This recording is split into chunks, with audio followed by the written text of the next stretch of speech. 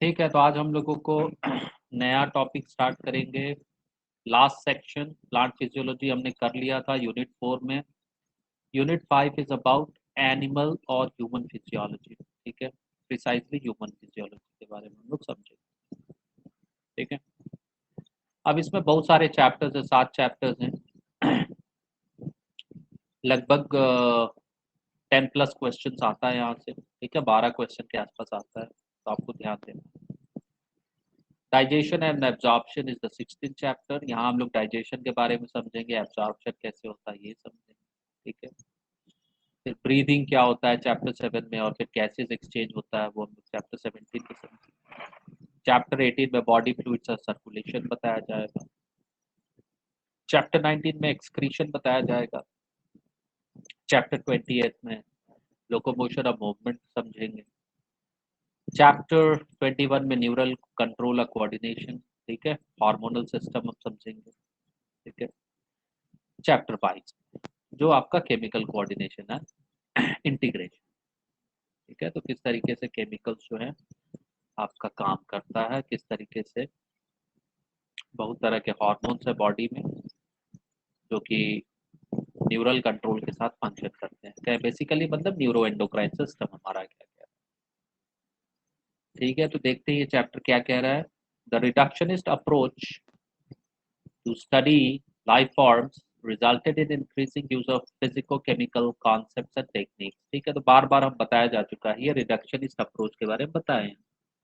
किसी भी कॉम्प्लेक्स चीज को समझने के लिए हमको उसके छोटे छोटे पार्ट्स को समझना चाहिए, तब जाके वापस उन पार्ट्स को हम लोग जब अक्यूमुलेट करेंगे नॉलेज। जैसे मान लिया ये आपका बॉडी है, इसको समझे इसको समझे इसको समझे, हमने छोटे छोटे हिस्सों में बांट दिया। फिर इसको समझा इसको समझा इसको समझा इसको समझा, इस तरीके से सारे पार्ट को समझा, और फिर लास्ट में हम क्या करेंगे, एक बिगर पिक्चर डेवलप कर लेंगे। ठीक है, तो इसको बोलते हैं reductionist approach. Majority of these studies employed either surviving tissue model or straight away cell free system। ठीक है, तो नॉर्मली जो हम लोग बायोलॉजिकल सिस्टम में यूज करते हैं तो सीधा हम लोग टिश्यू मॉडल इस्तेमाल करते हैं। ठीक है, हम लोग टिश्यू को स्टडी करते हैं, या फिर CFS जो है सेल फ्री सिस्टम, उसको हम लोग डेवलप कर सकते हैं।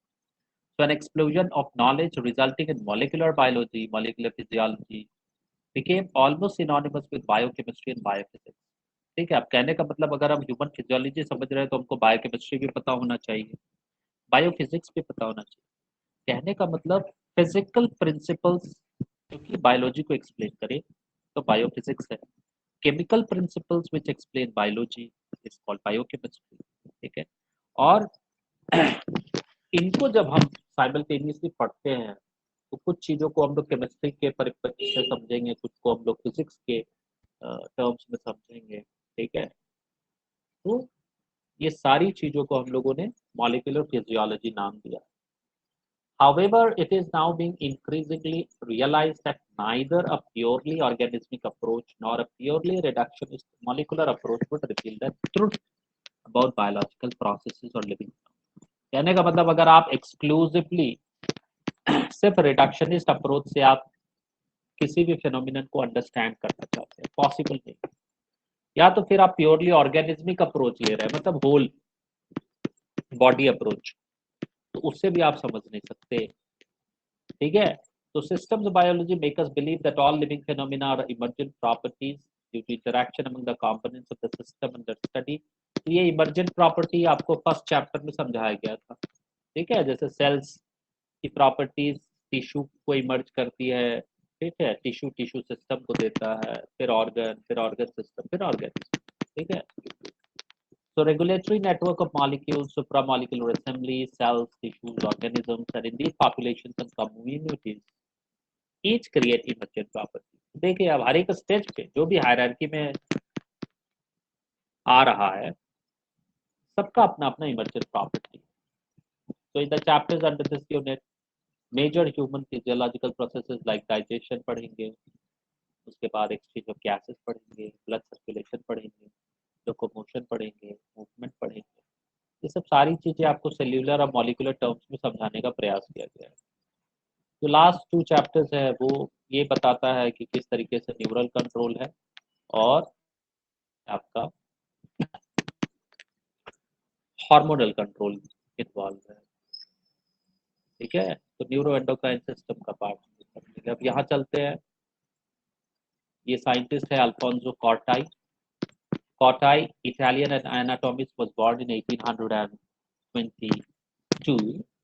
Corti began his scientific career studying the cardiovascular system of reptiles, ठीक है, ये स्टार्टिंग किया था रेप्टाइल से।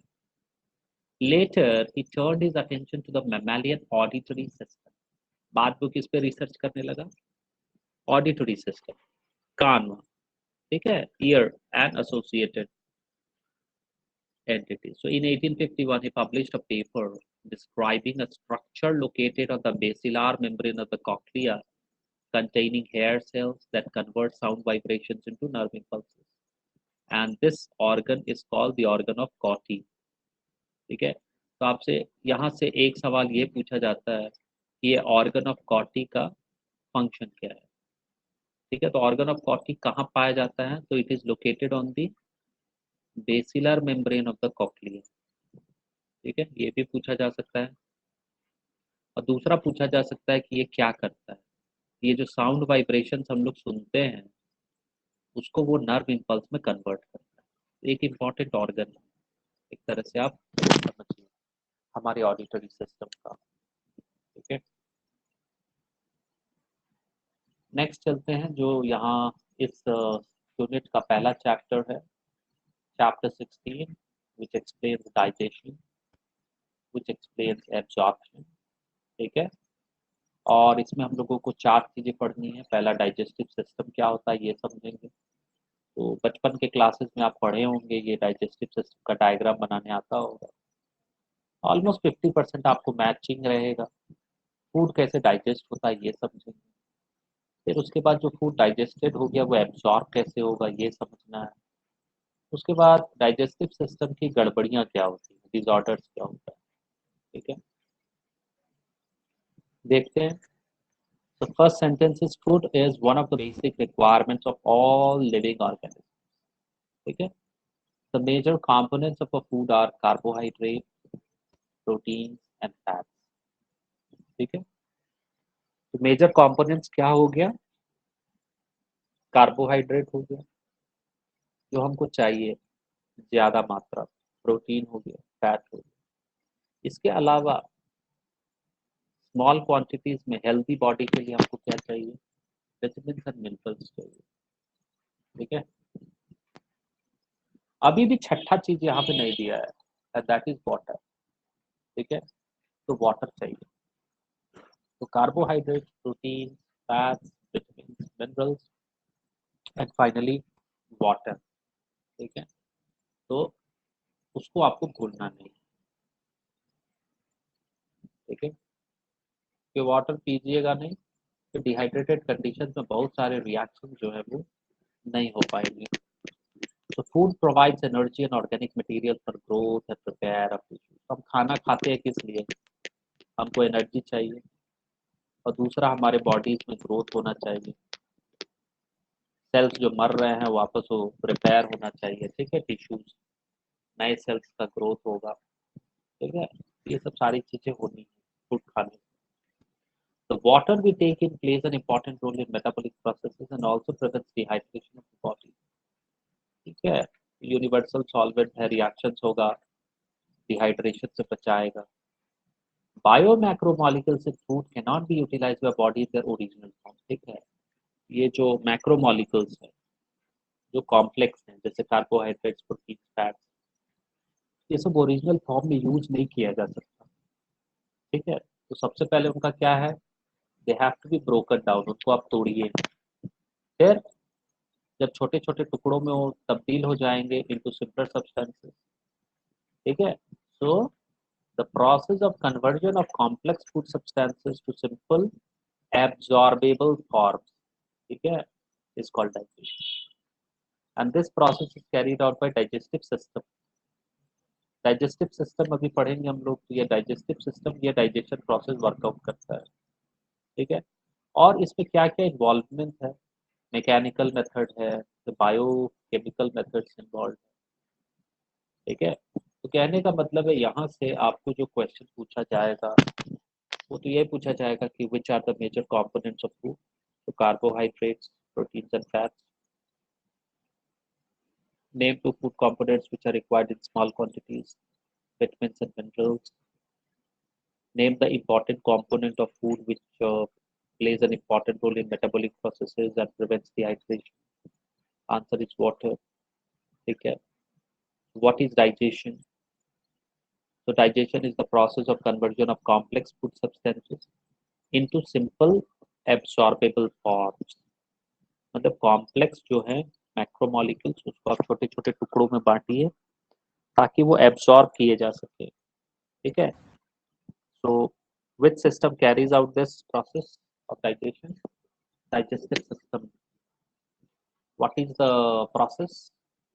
तो मैकेनिकल एंड बायोकेमिकल मेथड. कहने का मतलब है हम इतना क्वेश्चन बना सकते हैं, इससे खुशी खुशी बनाएंगे, आसानी से बनाएंगे.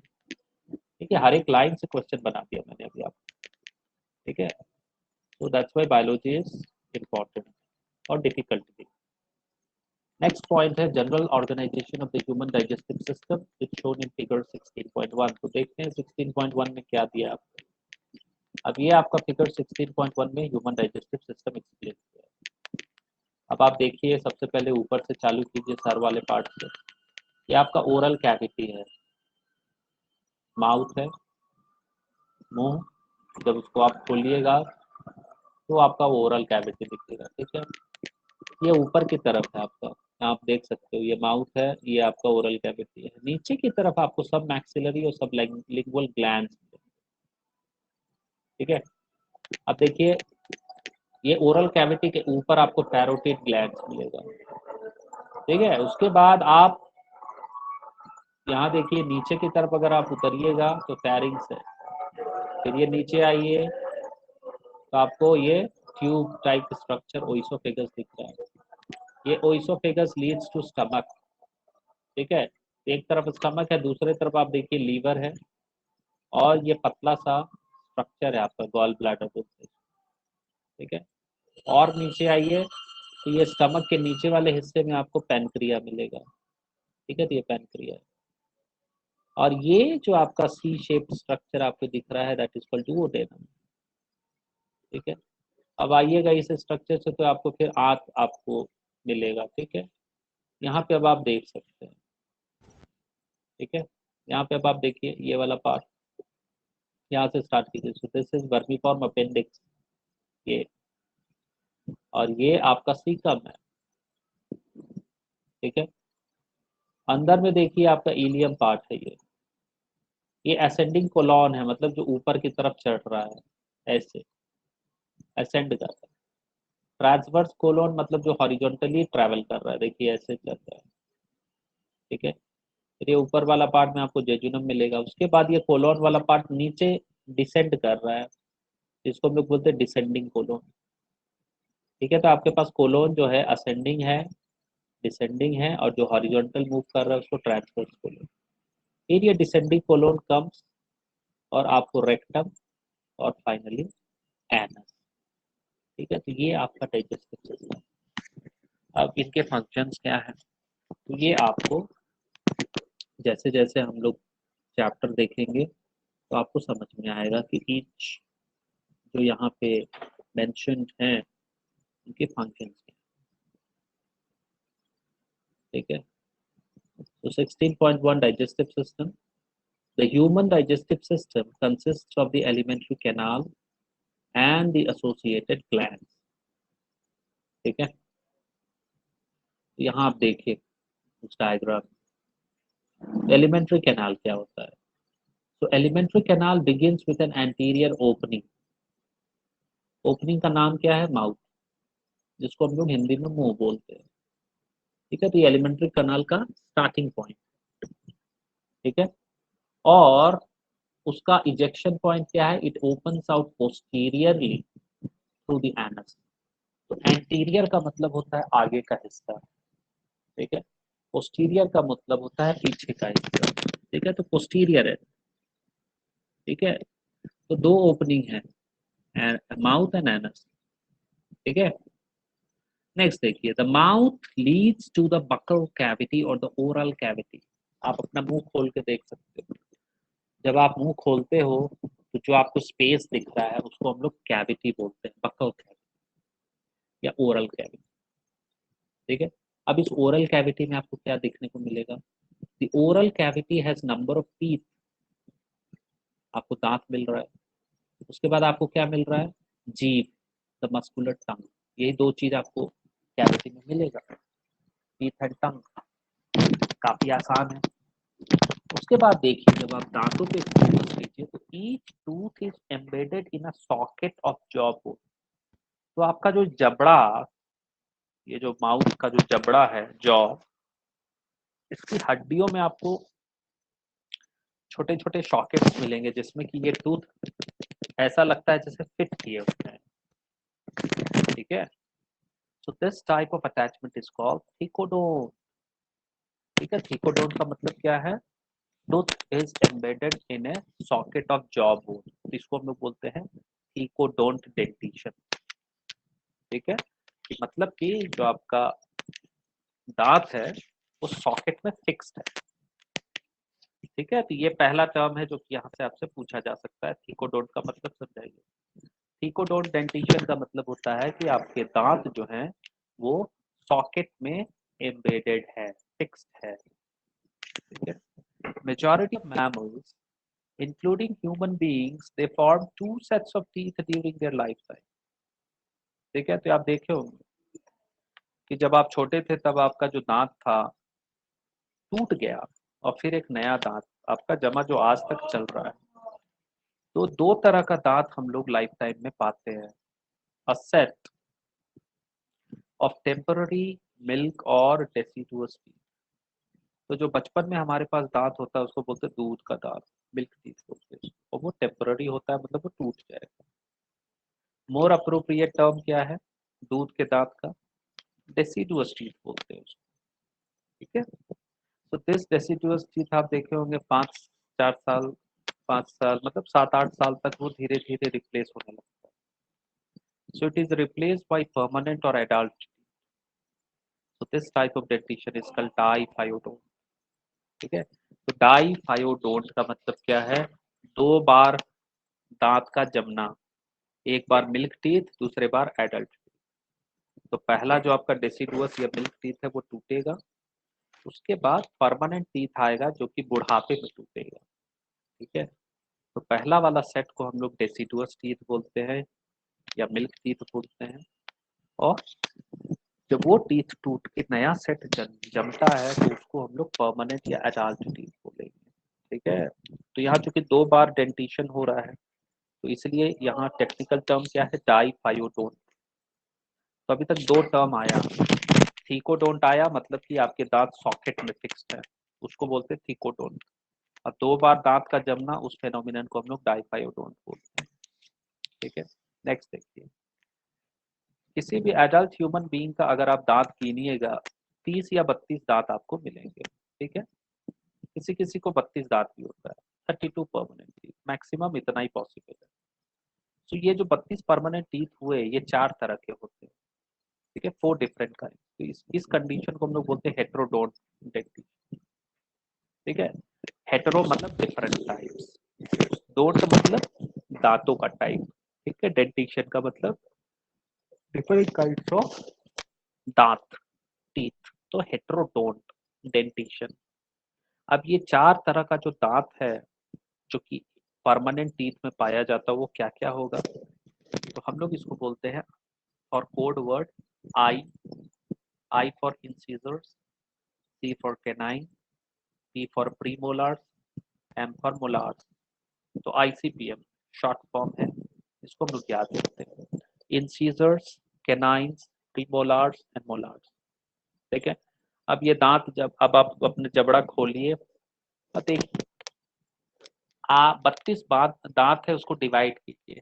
तो 16 दांत ऊपर होगा, ऊपर वाले जॉ में, 16 दांत नीचे वाले जॉ में होगा, तो 32 हो गया।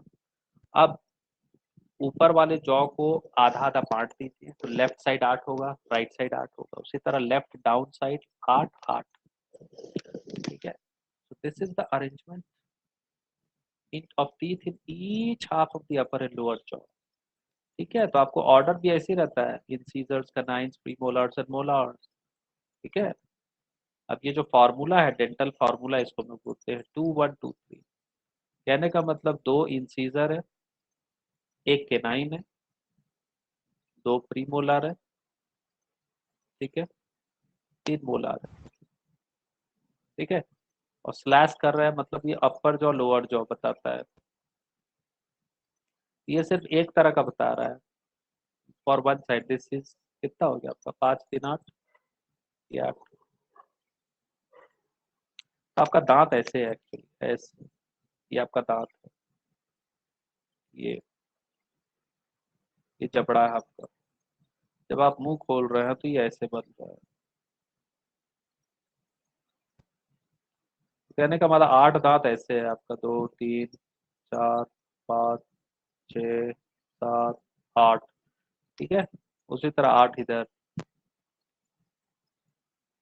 उसी तरह 8 इधर।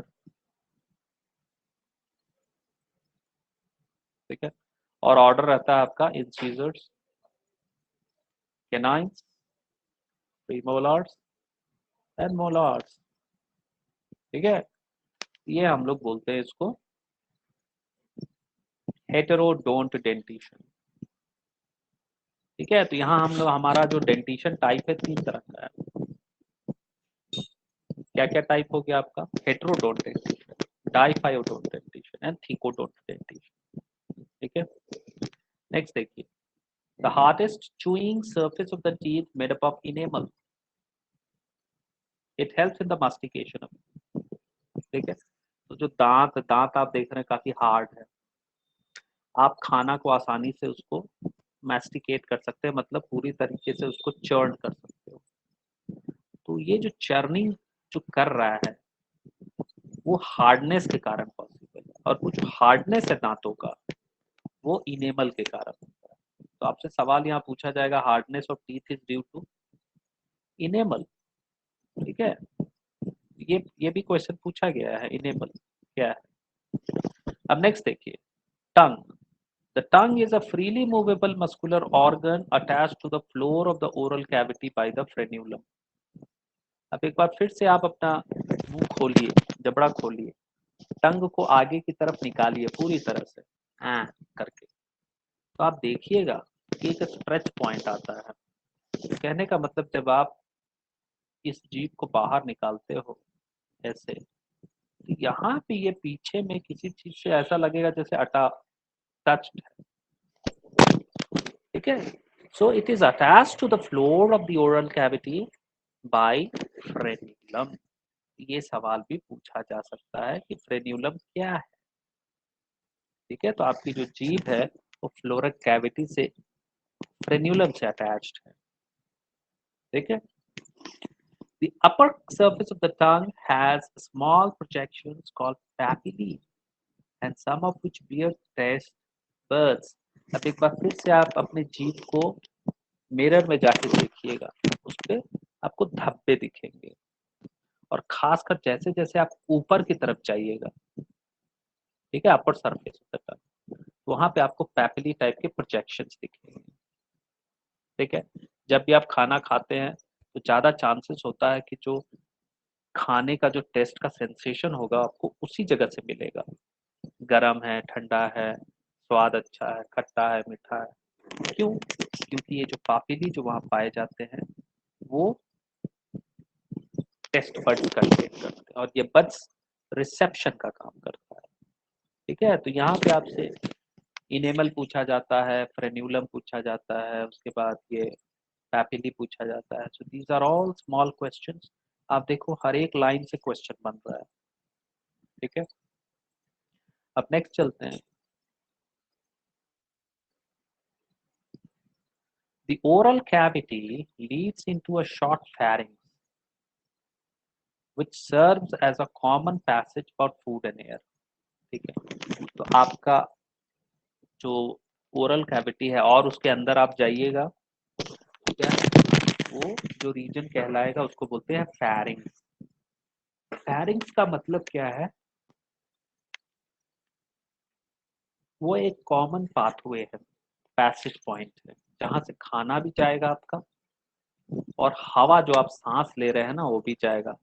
तो नाक से जो हवा आप ले रहे हो वो भी जा रहा है, मुंह से जो हवा ले रहे हो वो भी जा रहा है, मुंह से जो खाना खा रहे हो वो भी जा रहा है। तो this pharynx is a common point जहाँ से हवा, खाना दोनों, पानी सब निकलेगा उसी जगह, ठीक है, जाएगा। अब यहाँ पे देखिए, the oesophagus and the trachea, the wind pipe open into the pharynx. क्यों ऐसा क्यों हो रहा है? क्योंकि जो आपके विंड पाइप जो है, जिसको ट्रैकिया बोलते हैं, और ये जो ओइसोफेगस है, ये दोनों जाके फेरिंग्स में मिलता है।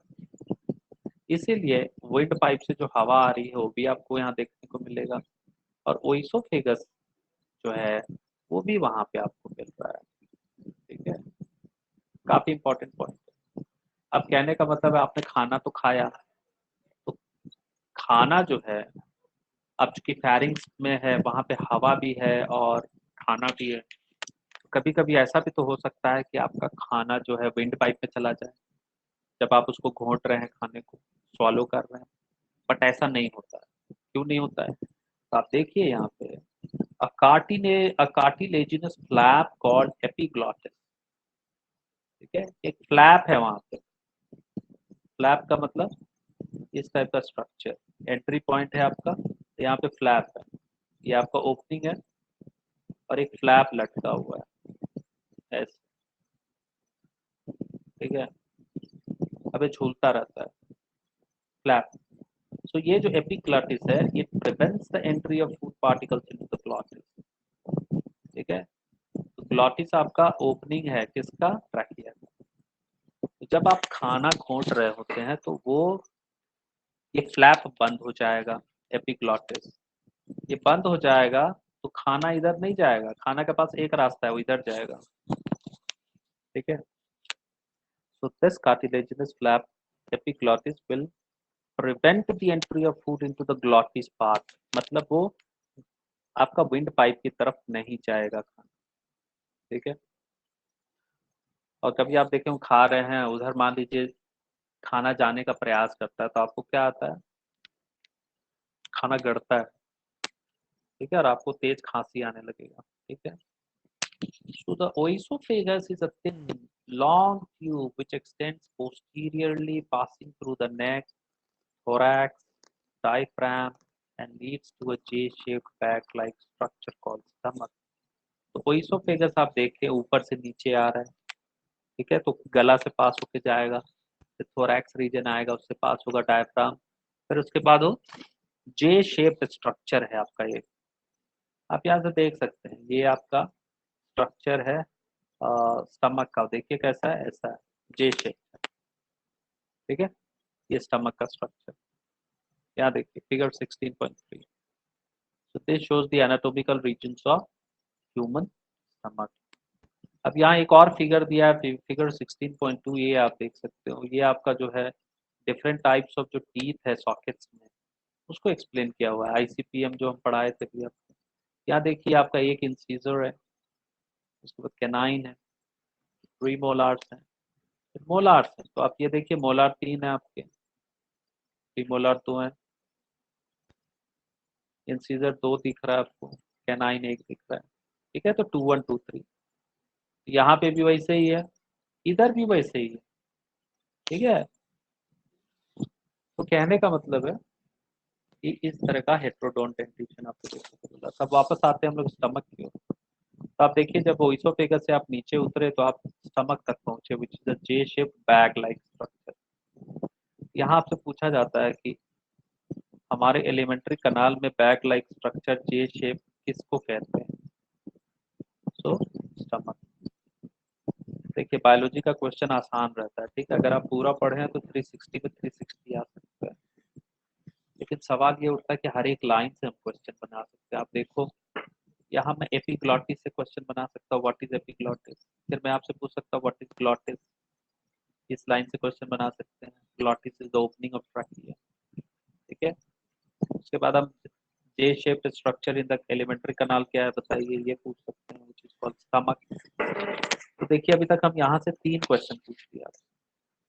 उसके बाद देखिए क्या है, अब muscular sphincter which is called gastroesophageal, regulates the opening of oesophagus into the stomach. अब देखिए यहाँ डायग्राम देखिए, ये ओइसोफेगस आया इधर और ये स्टमक में खुल रहा है, ये स्टमक पार्ट में एंट्री कर रहा है।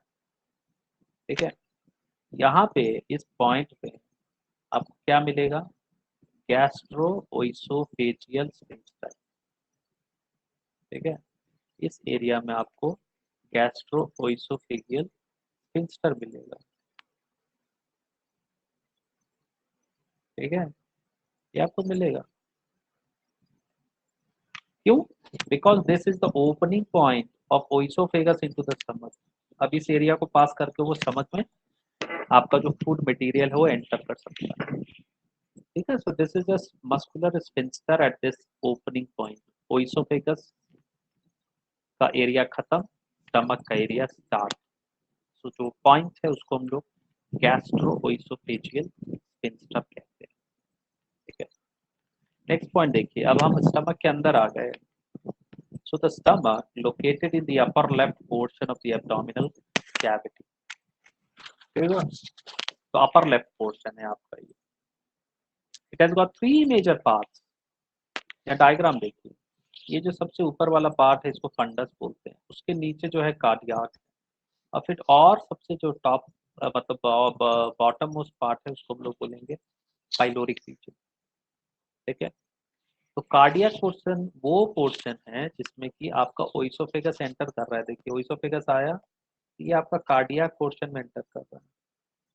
ठीक है, so cardiac portion into which the oesophagus opens, और इस कार्डियक पोर्शन के ऊपर आपको फंडिक रीजन मिलेगा या फंडस, और ये फिर उसके बाद नीचे वाला जो एरिया है उसको हम लोग पाइलोरिक रीजन बोलते हैं, और ये pyloric region opens into the first part of the small intestine. ये स्मॉल इंटेस्टाइन को जा रहा है। ठीक है, तो यहाँ से आपसे क्वेश्चन पूछा जाता है, वो यही पूछा जाता है कि ओइसोफेगस जो है स्टमक के किस पार्ट में ओपन करेगा। Answer is cardiac part. उसके बाद पूछेगा pyloric part enter which part of the alimentary canal. तो pyloric portion opens into the first part of the small intestine, छोटी आंत का पहला हिस्सा में वो एंटर करता है। ठीक है, तो दो पार्ट हो गया। Small intestine is indistinguishable into three regions: a C-shaped duodenum, a long coiled middle portion called jejunum, and highly coiled ileum. ठीक है, तो छोटी आंत या स्मॉल इंटेस्टाइन का तीन हिस्सा है। पहला हिस्सा क्या है, डुओडेनम। डुओडेनम कौन सा शेप का होता है, सी शेप। तो आप ये ऊपर देखे थे इधर डायग्राम। ठीक है, आप यहाँ इधर देख सकते हैं ह्यूमन डाइजेस्टिव सिस्टम, ये आपका डुओडेनम। ठीक है, अब यहाँ नीचे देखिए,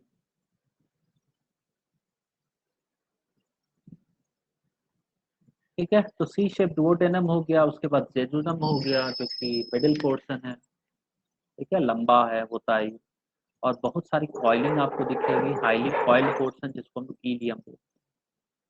ठीक है, तो ये मेरा हो गया स्मॉल इंटेस्टाइन का डुओडेनम, जेजुनम, इलियम। अब आता है बात, ये जो स्टमक जो है वो कहाँ ओपन करेगा। So the opening of the stomach into the duodenum is guarded by pyloric sphincter. ठीक है, तो अब ये देखिए यहाँ पे अब वापस डायग्राम आइए, ये जगह आपका सुपीरियर पोर्शन है डुओडेनम का, और ये आपका पाइलोरिक रीजन। ये जो एरिया होना चाहिए that should be pyloric sphincter. ठीक है, इसको हम लोग बोल सकते हैं कि ये पाइलोरिक स्फिंक्टर से गार्डेड है वो एरिया।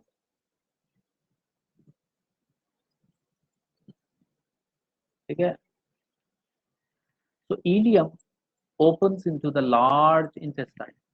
ठीक है, तो छोटी आंत किसको जाएगा, इलियम वाला हिस्सा वो बड़ी आंत को जाएगा, लार्ज इंटेस्टाइन। बड़ी आंत में लार्ज इंटेस्टाइन का क्या क्या हिस्सा है, तो सीकम होता है, कोलॉन होता है, रेक्टम होता है। ठीक है, ये भी तीन पार्ट में है, डिवाइडेड है। सीकम क्या है, तो caecum is a small blind sac which host some symbiotic microbes.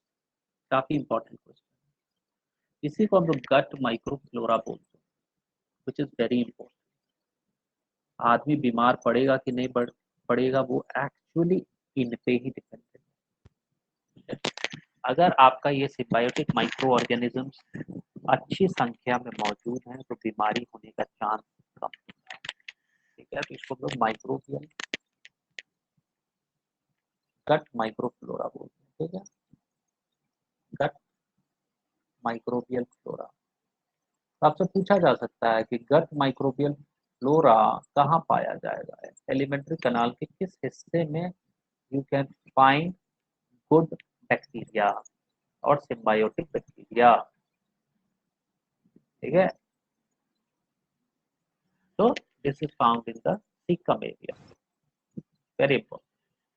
A narrow finger-like tubular projection called the vermiform appendix, which is a vestigial organ, arises from the cecum. अब caecum से एक और चीज निकलता है, उसको हम लोग वर्मीफॉर्म अपेंडिक्स बोलते हैं। तो पतला फिंगर टाइप दिखेगा आपको। ठीक है, ये वेस्टिजियल ऑर्गन है। वेस्टिजियल ऑर्गन का मतलब एक समय हमारे पूर्वजों में ये इंपॉर्टेंट ऑर्गन हुआ करता था जिसका कुछ फंक्शन होता था, बट आज के डेट में इसका कोई फंक्शन नहीं होता है। तो क्या करते हैं, अगर मान लीजिए कुछ भी गड़बड़ होगा तो आप देखे होंगे बहुत लोगों का वर्मीफॉर्म अपेंडिक्स डॉक्टर हटा देता है। ठीक है, तो कहने का मतलब है, हो सकता है कि हमारी वो पूछ हो जो रिड्यूस्ड फॉर्म में मौजूद हो, आप कह सकते हैं।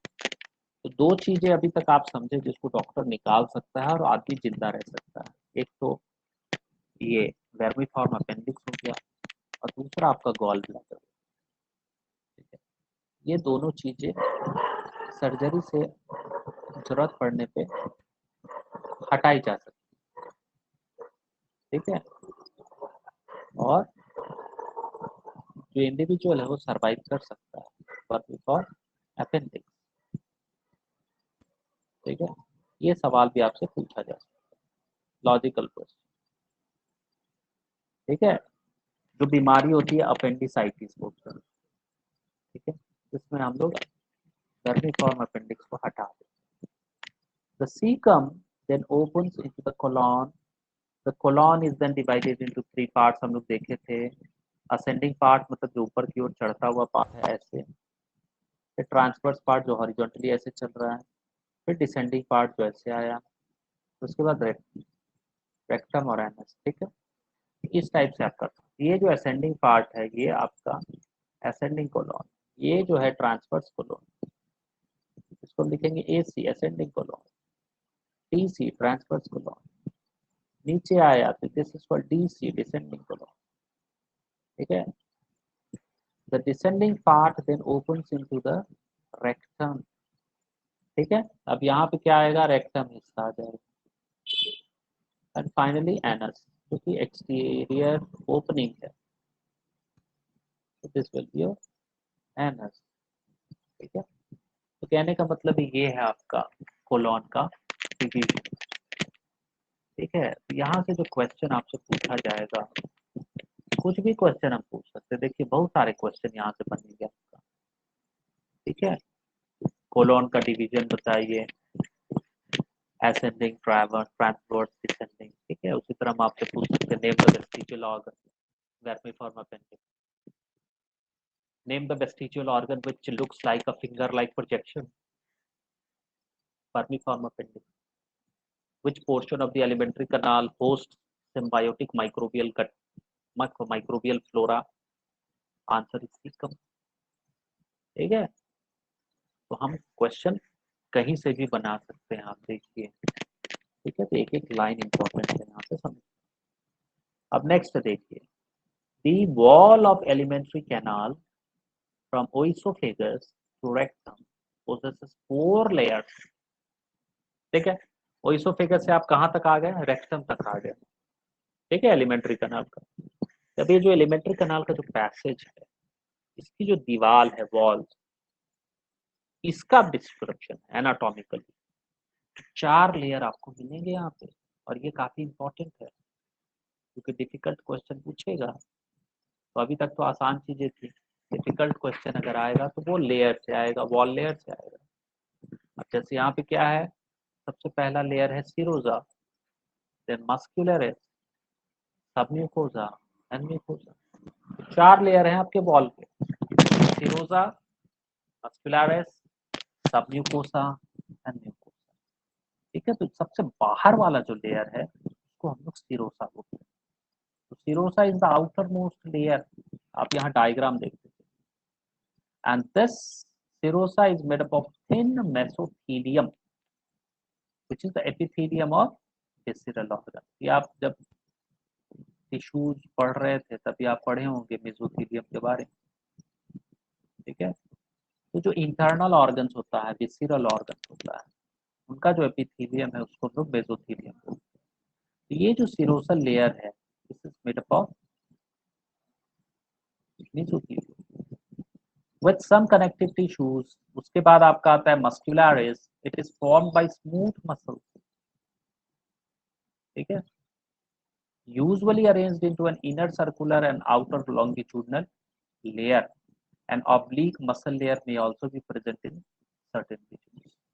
ठीक है, तो मस्कुलरिस एरिया में आपको याद रखना है कि ये स्मूथ मसल्स का बना हुआ है और इसका जो अरेंजमेंट है वो इनर सर्कुलर होगा, आउटर लॉन्गिट्यूडिनल होगा और ऑब्लिक मसल लेयर भी मौजूद हो सकता है। ठीक है, अब यहाँ पे अब आप डायग्राम में अब आप देख सकते हैं ये सीरोसा सबसे बाहरी लेयर है और ये आपका मस्कुलरिस एरिया है। ठीक है, आप देखिए inner circular, outer longitude.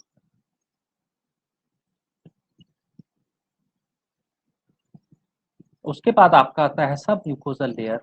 So this is formed of loose connective tissues containing nerves, blood and lymph. ठीक है, तो ये आपका सब mucosa.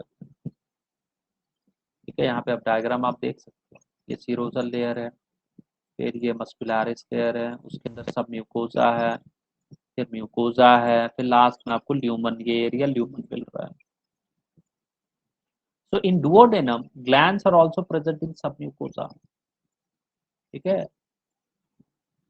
the innermost layer lining the lumen of alimentary canal is the mucosa. अब आप देखिए सबसे अंदर वाला हिस्सा क्या है, म्यूकोसा है, सबसे बाहर वाला हिस्सा आपका क्या है, serosa.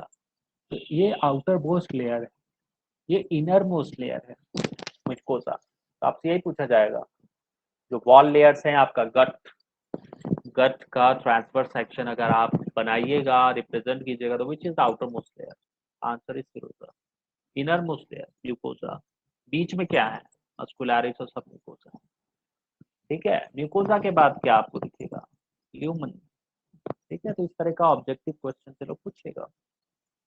Now the innermost layer lining the lumen of the alimentary canal is mucosa, and this layer forms irregular folds called rug in the stomach and small finger like foldings called villi, the small intestine. ये जो अंदरूनी हिस्सा है, inner most layer है, ये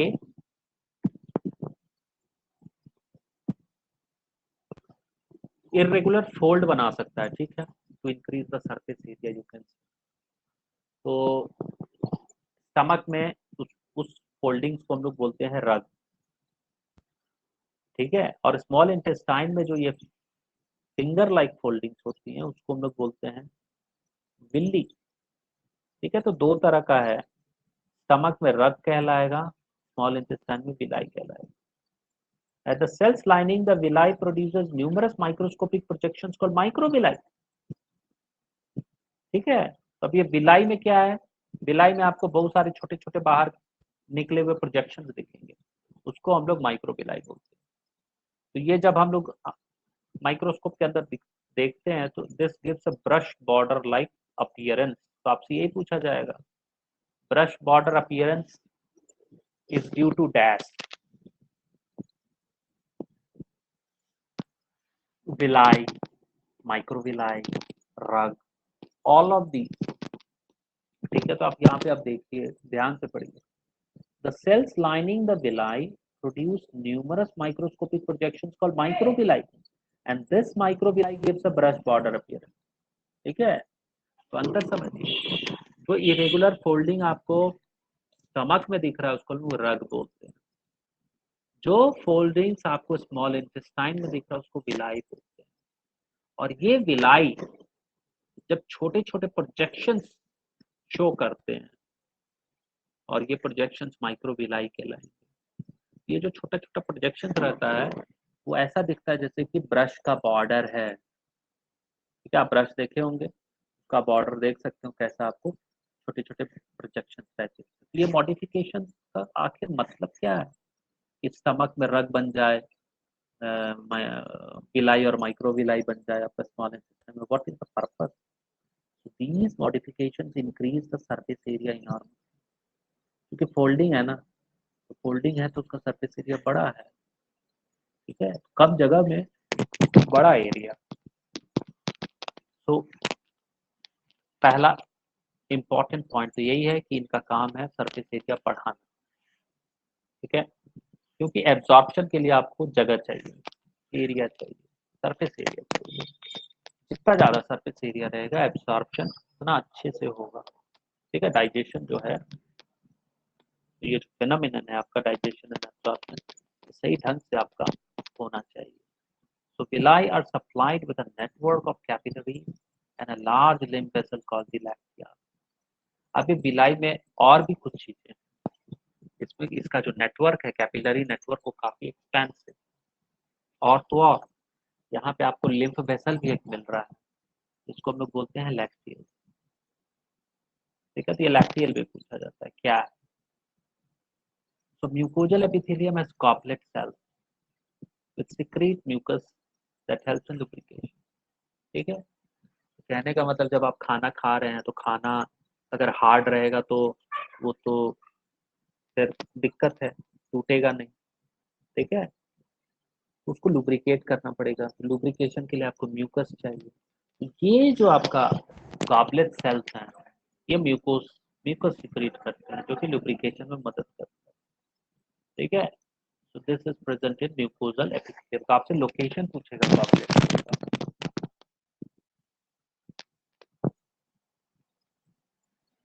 तो goblet cell का जो लोकेशन है वो म्यूकोजल एपिथेलियम। फंक्शन क्या है?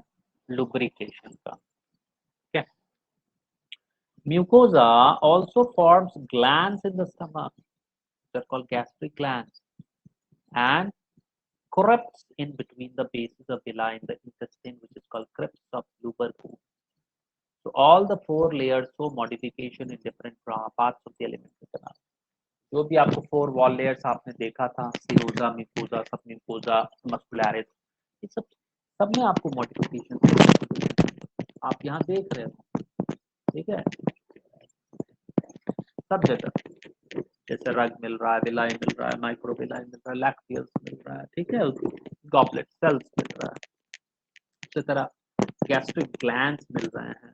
ठीक है, और उसके बाद क्रिप्स ऑफ लीवर को, तो आपसे पूछा जाएगा क्रिप्स ऑफ लीवर को कहाँ पाया जाता है। तो these are crypts in between the bases of villi in the intestine. ये जो विलाई लाइक स्ट्रक्चर है उसका जो बेस है वहां पे आपको ये मिलेगा crypts of liver. Location important. ठीक है, जैसे आप यहाँ पे डायग्राम में आप देख सकते हो, ये स्मॉल इंटेस्टिनल म्यूकोजा जिसमें विलाई है वो दिखा रहे हैं।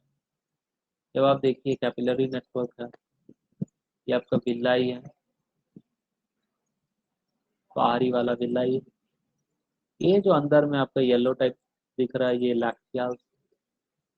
फिर ये आपको ब्लू टाइप कैपिलरीज है, ये रेड टाइप जो दिख रहा है आपको आर्टरीज है। ठीक है, उसके बाद आपको at the base of the villi आपको गड्ढा टाइप का स्ट्रक्चर दिखेगा। तो ये देखिए आपका, ये आपका विलाई था। अब आइए नीचे, तो ये वाला जो पार्ट है, ये पार्ट, ये यही है क्रिप्स ऑफ लीवर कोन। ठीक है, और ये आपका वीन है। तो कहने का मतलब है कि आपसे पूछा जा सकता है कि फैट के एब्जॉर्प्शन में कौन काम आएगा। ठीक है, तो ये जो लैक्टियाल्स हैं ये काम आएंगे। ठीक है, तो ये बात में हम लोग समझाएगा। तो कहने का मतलब यहाँ से काफी सारे क्वेश्चन आते हैं, बिलाई कहाँ है, रग कहाँ है, माइक्रोबिलाई कहाँ है, इनके फंक्शन क्या है, ठीक है, गॉबलेट सेल का फंक्शन क्या है, क्रिप्स ऑफ लीवर कौन कहाँ है। ये 5-6 क्वेश्चन यहाँ इस पैराग्राफ से यहाँ तक आपसे पूछे जाएंगे, ठीक है। ये काफी इंपॉर्टेंट है। अब चलते हैं डाइजेस्टिव ग्लैंड्स में। The digestive glands associated with the alimentary canal include the salivary glands, the liver, and the pancreas. तो आप देखे होंगे सलाइवा, हाँ, थूक जिसको बोलते हैं, लिवर, पैनक्रिया, ये सब क्या है? ये सब खाना को पचाने के लिए इनके पास अपना टूल्स है, मैकेनिज्म है, ये मदद करता है डाइजेशन प्रोसेस। तो saliva is mainly produced by 3 pairs of salivary glands। तो पहला सवाल तो यही पूछेगा कि जो सलाइवा कहाँ प्रोड्यूस होता है? Salivary gland. सलाइवरी ग्लैंड कितने होते हैं? 3 pairs, ठीक है। उसके बाद और पैरोटिड ग्लैंड, ये भी हेल्प करेंगे आप। उसके बाद सब मैक्सिलरी, सब मैंडिबुलर जो लोअर जॉ है, ये भी मदद करता है। उसके बाद टंग के नीचे वाला जो हिस्सा है जिसको सब लिंगुअल्स बोलते हैं, ये भी मदद करता है। तो कहने का मतलब सलाइवा सिर्फ सलाइवरी ग्लैंड से प्रोड्यूस नहीं होता है, ये सब भी मदद कर रहे हैं। पैरोटिड ग्लैंड भी मदद करता है, सब मैक्सिलरी भी मदद कर रहा है, सब लिंगुअल भी मदद कर रहा है। So these glands situated just outside the buccal cavity secrete salivary juice into the buccal cavity, ठीक है। अब ये ग्लैंड का फंक्शन क्या है, डाइजेस्टिव ग्लैंड का? सलाइवरी जूस सिक्रीट करेंगे आपका।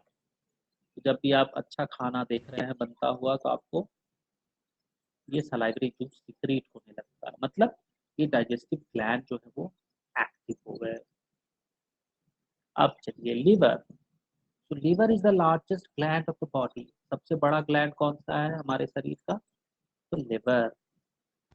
कितना इसका वेट होता है? तो 1.25 से 1.5 kg, ठीक है। तो 1.2 to 1.5 kg भाई इन अडल्ट। ये कहाँ सिचुएटेड है? It is situated in the abdominal cavity. अब टू लोब्स, ठीक है, बाइलोब है। Hepatic lobules structural and functions of liver containing hepatic cells arranged in the form of cords। ये पूछा जाता है यार, ठीक है कि what is the structural and functional unit of liver? Answer is hepatic lobules, ठीक है। ये स्ट्रक्चरल और फंक्शनल यूनिट है। अब इसमें आपको हेपाटिक लोब्यूल्स में क्या मिलेगा? तो हेपाटिक लोब्यूल्स में आपको मिलेगा हेपाटिक सेल्स, ठीक है। Each hepatic lobule is covered by a thin connective tissue sheath called the Glisson capsule। ये भी पूछा जाता है कि ग्लिसन कैप्सूल किसको कहा है? It covers the hepatic lobule। ये है क्या? ये कनेक्टिव टिश्यू का पतला सा झिल्ली है, ठीक है, जो कि लिवर को ढक रहा है, लोब्यूल्स को, जो कि हेपाटिक लोब्यूल्स, ठीक है। ये आपको पूछा जाएगा व्हाट इज ग्लिसन कैप्सूल। यहाँ से देखिए क्वेश्चन क्या क्या बताता है। ग्लिसन कैप्सूल पूछता है, हेपेटिक लोब्यूल्स पूछता है। Then the bile secreted by the hepatic cells passes through the hepatic ducts, concentrates stored and thin muscular sac called gallbladder। तो हम आपको कहे थे तो लोग कभी जरूरत पड़ने पे गॉल ब्लैडर को हटा सकता है, ठीक है। तो एक्चुअली यहाँ पे आप स्टोर कर क्या रहे थे? तो ये जो हेपेटिक सेल्स था वो क्या कर रहा है? वो सिक्रीट करता है बाइल, ठीक है। ये का स्टोरेज एरिया है ये, ठीक है। तो ये बाइल चला जाएगा आपसे हेपेटिक डक्ट से और ये आपका गॉल ब्लैडर में जाके स्टोर होता है, ठीक है। तो आपसे ये क्वेश्चन पूछा जाता है वेयर इज बाइल स्टोर्ड? तो bile is stored in the gall bladder. What secretes bile? Hepatic cells, ठीक है। तो ये हो गया। Next है the duct of gallbladder, which is called the cystic duct, along with the hepatic duct from the common bile duct में दो हिस्से हैं। एक तो वैसा लाइन जो कि गॉल ब्लैडर से आया जिसको लोग सिस्टिक डक्ट बोलते हैं, दूसरा आपका लिवर से आया जिसको लोग हेपेटिक डक्ट बोलते हैं। ये आप इस तरीके से इमेजिन कीजिए, this is the bile duct, bile duct एक लीवर से आया, यहाँ लीवर है मान लेते हैं, और एक आप मान लीजिए इधर से आया आपका गॉल ब्लैडर से। ठीक है, जो गॉल ब्लैडर से आया उसको सिस्टिक डक्ट बोलते हैं। ये जो डक्ट आएगा उसको हम सिस्टिक डक्ट बोलेंगे, और ये जो लीवर से आएगा इसको हेपेटिक डक्ट बोलेंगे, और दोनों जाके कहाँ मिला, कॉमन बाइल डक्ट। यह डायग्राम में अब आप अच्छे तरीके से समझिएगा, ये तो हम जस्ट बॉक्स डायग्राम बना दिया आपको, जो इंजीनियर लोग बनाता है। ठीक है, समझ लीजिए। अब ये आपका figure 6 shows the duct system of liver। अब आप देखिए आपका गॉल ब्लैडर है, ये क्या रिलीज कर रहा है, आपका बाइल। ठीक है, ये आपका जो है डक्ट फ्रॉम गॉल ब्लैडर आएगा, ये कहाँ आया आपका, आपका बाइल यहाँ पे स्टोर्ड है, ये आप आया आया और ये आया। हाँ, this is the common bile duct, और ये इसको दूसरा लेन कौन सा आ रहा है, ये आपका लिवर से आ रहा है, so this is called hepatic duct. एक तरह से हेपाटिक डक्ट आ रहा है, एक तरह से सिस्टिक डक्ट आ रहा है, so this is cystic duct. ठीक है, ये जो है हेपाटिक डक्ट, तो टेक्निकल टर्म याद रखना, और दोनों जहां मिले उसको बोलते हैं कॉमन बाइल डक्ट। ये कॉमन बाइल डक्ट, ये आपका पैनक्रिया हो गया। ठीक है, और ये पैनक्रिया के अंदर आप देखिए पैनक्रियाटिक डक्ट, ये आपको डुओडेनम हो गया। अब यहाँ पे देखिए, ये लिवर से जो आया और जो पैनक्रिया से आया दोनों एक जगह जाके मिल रहा है, दैट इज कॉल्ड हेपाटोपैनक्रियाटिक डक्ट। ठीक है, तो यही चीज यहाँ पे कह रहा है कि जो बाइल डक्ट आया और पैनक्रियाटिक डक्ट आया, they open together into the duodenum as the common hepatopancreatic duct. ठीक है, which is guarded by a sphincter called the sphincter of Oddi। तो ये जो हेपाटोपैनक्रियाटिक डक्ट है, इसका दरबान कौन है, मतलब what guards this duct, common hepatopancreatic duct को गार्डिंग कौन कर रहा है, तो it is guarded by sphincter of Boyden. तो ये स्पिंस्टर ऑफ बॉडी भी आपसे पूछा जाएगा कि स्पिंस्टर ऑफ बॉडी क्या है, कहाँ पाया जाता है। ठीक है, द पैनक्रियाज, ये जो पैनक्रियाज आपको मिला, it is both exocrine and endocrine gland, इसको हम लोग हेट्रोक्राइन बोलते हैं, दोनों है, एक्सो भी है एंडो भी। ठीक है, so it is elongated organ situated between the limbs of the U-shaped duodenum। आप देख सकते हैं ये duodenum है, इसी के पास आपको ये मिला है, दोनों दोनों लिम्स है, उसके बीच में आपको पेनक्रियास मिल रहा है। ठीक है, अब हम ये आपको हेट्रोक्राइन ग्लैंड बोला, पेनक्रिया हेट्रोक्राइन है, मतलब इसके पास डक्ट ग्लैंड्स भी है, डक्टलेस पोर्शन भी है। कहने का मतलब है कि जो एक्सोक्राइन पोर्शन होगा वो क्या कंटेन करेगा, this exocrine portion will secrete alkaline pancreatic juice containing enzyme। ये पैनक्रियाटिक जूस कंटेन कर रहा है, और जो एंडोक्राइन पोर्शन होता है वो हार्मोन सीक्रेट करता है, जैसे कि इंसुलिन और ग्लूकागॉन। ठीक है, ये क्वेश्चन काफी कॉमन है जो ये लोग पूछते हैं कि पैनक्रियाज में क्या फंक्शन क्या है। ठीक है, तो it has got both exocrine endocrine gland का फंक्शन। तो जो एक्सोक्राइन पोर्शन है वो तो जूस सिक्रीट कर रहा है। ठीक है, उस जूस में एंजाइम रहेगा, पैनक्रियाटिक एंजाइम रहेगा, और दूसरा क्या कर रहा है, आपका हार्मोन सिक्रीट कर रहा है, जैसे कि ग्लूकागन, इंसुलिन। ठीक है, ये क्वेश्चन आपसे पूछा जाता है, insulin glucagon, sphincter of Oddi पूछा जाता है कि किसको गार्ड कर रहा है, तो आंसर इज हेपाटोपैनक्रियाटिक डक्ट। ये सिस्टिक डक्ट और हेपेटिक डक्ट कहाँ जाकर मिलेंगे? कॉमन बाइल डक्ट में जाकर मिलेंगे। इस टाइप के क्वेश्चन आपसे पूछे जाएंगे। ठीक है, यही है आपका। आज के लिए इतना ही करते हैं। ठीक है, इसको पढ़िएगा काफी